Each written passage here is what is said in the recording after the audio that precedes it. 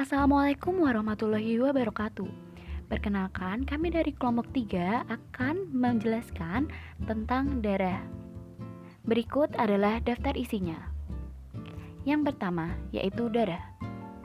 Darah merupakan unit fungsional seluler pada manusia yang berperan untuk membantu proses fisiologis dalam tubuh dengan total darah sekitar 5-6% berat badan. Darah sendiri adalah media transportasi utama yang mengangkut gas, nutrisi, dan produk limbah. Darah berperan dalam menjaga pertahanan tubuh dari invasi patogen dan menjaga dari kehilangan darah. Darah memiliki fungsi regulasi dan memainkan peran penting dalam homeostatis. Darah membantu mengatur suhu tubuh dengan mengambil panas. Sebagian besar dari otot yang aktif dan dibawa ke seluruh tubuh. Yang kedua, yaitu komponen darah. Darah sendiri merupakan jaringan yang berbentuk cairan yang terdiri dari dua bagian besar. Darah terdiri dari atas dua komponen utama, yaitu plasma darah sebesar 55% dan komponen padatan atau korpuskuli sebesar 45%. Korpuskuli adalah elemen yang terdapat pada darah dan terdiri dari eritrosit atau sel darah merah, leukosit atau sel darah putih, dan trombosit atau keping darah. Plasma darah. Plasma darah terdiri atas 91% air, 8% protein terlarut, 1% asam organik, dan 1% garam. Plasma mengandung bermacam-macam zat yang dikategorikan dalam beberapa golongan, yaitu seperti yang bisa kita lihat di layar. Ada golongan karbohidrat, protein, lemak atau lipid, enzim, hormon, mineral, vitamin, ampas metabolik, dan golongan zat warna.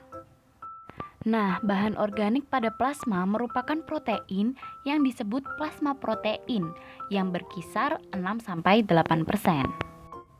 Selanjutnya yaitu sel darah merah atau eritrosit.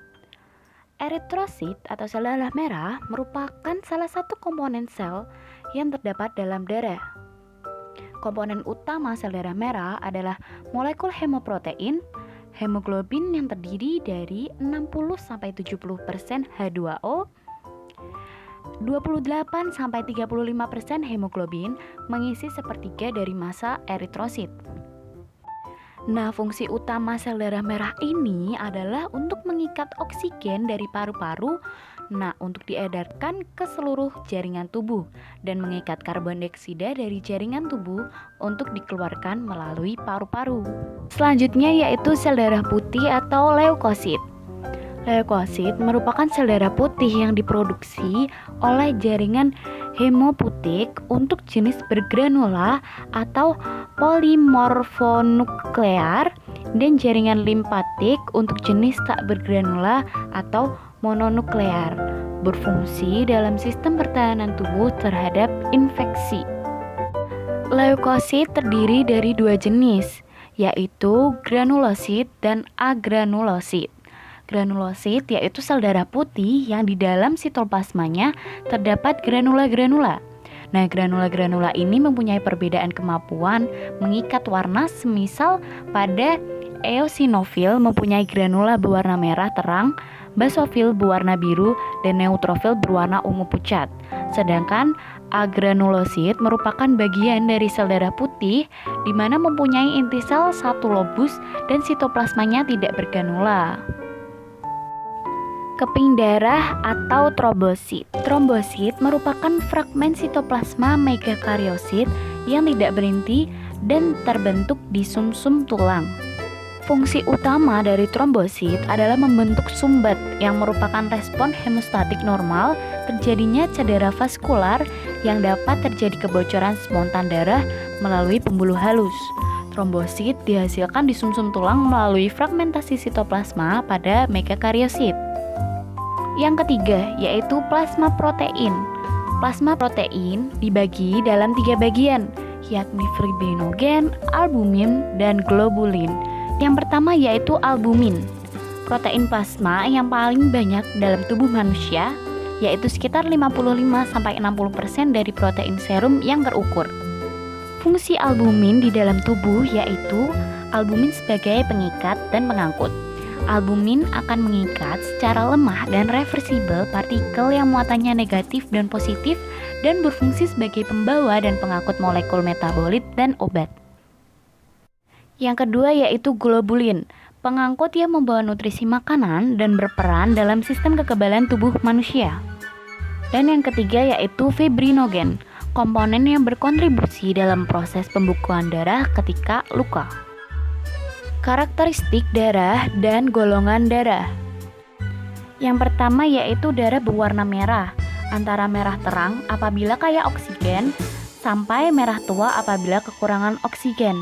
Nah, warna merah pada darah ini itu disebabkan oleh hemoglobin, protein pernapasan atau respiratory protein yang mengandung besi dalam bentuk heme yang merupakan tempat terikatnya molekul-molekul oksigen. Nah, viskositas darah atau kekentalan darah 3/4 lebih tinggi daripada viskositas air, yaitu sekitar 1048 sampai 1066. pH darah bersifat alkalin dengan pH 7,5 sampai 7,45. Untuk volume pada orang dewasa, volume darah sekitar 70 sampai 75 ml per kilogram berat badan atau sekitar 4 sampai 5 liter darah. Golongan darah bisa dilihat di sini adalah perbedaan dari masing-masing golongan darah. Untuk yang pertama yaitu ada golongan darah A. Orang dengan golongan darah A memiliki antigen A pada sel darah merahnya. Selain itu, orang dengan golongan darah A menghasilkan antibodi untuk melawan sel darah merah dengan antigen B. Darah jenis ini 20% lebih tinggi terkena kanker perut dibanding dengan orang yang bergolongan darah B atau O. Nah, penelitian ini didasari oleh Gustav Edgren, MD, PhD, seorang ahli epidemiologis di Karolinska University Hospital, Swedia.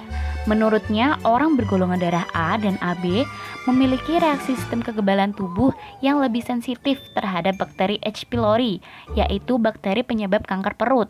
Selanjutnya yaitu golongan darah B. Pemilik golongan darah B memiliki antigen A pada sel darah merahnya. Orang yang golongan darah ini menghasilkan antibodi A untuk melawan sel darah merah dengan antigen A. Tipe darah B lebih beresiko terkena penyakit seperti diabetes tipe 2, tekanan darah tinggi atau hipertensi, dan penyakit jantung. Nah, jika Anda memiliki tipe darah B, Anda dapat mencegah resiko terkena penyakit jantung, darah tinggi, dan diabetes dengan menerapkan gaya hidup sehat. Golongan darah AB. Jika memiliki golongan darah AB, ini berarti pemiliknya memiliki antigen A dan B pada sel darah merahnya. Hal ini juga menandakan bahwa Anda tidak menghasilkan atau tidak memiliki antibodi A dan B pada darah. Menurut penelitian jangka panjang yang dilakukan oleh para ahli dari University of Vermont, orang yang bergolongan darah AB lebih berisiko mengalami gangguan kognitif dibandingkan dengan yang lain. Olahraga secara rutin dan banyak mengonsumsi makanan yang baik untuk otak adalah cara utama untuk mencegahnya. Golongan darah O. Orang yang memiliki golongan darah O tidak memiliki antigen A dan B pada sel darah merah. Namun, orang yang memiliki golongan darah O memproduksi antibodi A dan B di dalam darahnya. Menurut hasil studi yang dilakukan oleh para peneliti dari Harvard School of Public Health, tipe darah O memiliki resiko 23% lebih rendah terkena penyakit jantung dibanding dengan tipe darah lainnya. Tapi sayangnya pemilik tipe darah ini lebih rentan terhadap penyakit lambung yang disebabkan oleh bakteri H. pylori. Untuk mencegah risiko tersebut, selalu perhatikan asupan makanan Anda. Nah, yang terakhir yaitu skema pembekuan darah. Proses pembekuan darah ini adalah salah satu proses yang paling kompleks dalam tubuh, yang melibatkan lebih dari 30 reaksi kimia dan melibatkan banyak zat. Walaupun prosesnya kompleks, pembekuan darah selesai dalam waktu 3-6 menit setelah pembuluh darah mengalami kerusakan. Jaringan rusak melepas tromboplastin dan agregat trombosit, melepaskan faktor trombosit yang bereaksi dengan beberapa faktor pembekuan dalam plasma untuk menghasilkan protrombin aktivator. Dengan adanya ion kalsium, protrombin aktivator merangsang konversi protrombin atau inaktif enzim ke trombin atau aktif enzim. Dengan adanya ion kalsium, Trombin mengubah molekul fibrinogen, molekul plasma yang larut, menjadi benang yang tidak larut yang disebut dengan fibrin. Benang-benang fibrin membentuk anyaman yang menjebak sel darah dan menempel pada jaringan yang rusak untuk membentuk trombus atau bekuan darah. Setelah bekuan terbentuk, benang-benang fibrin menghasilkan gumpalan lebih kompak dan menarik jaringan yang rusak lebih dekat satu sama lain. Selanjutnya, fibroblast bermigrasi ke gumpalan tersebut dan membentuk jaringan ikat fibrosa yang memperbaiki daerah yang rusak. Sekian, terima kasih.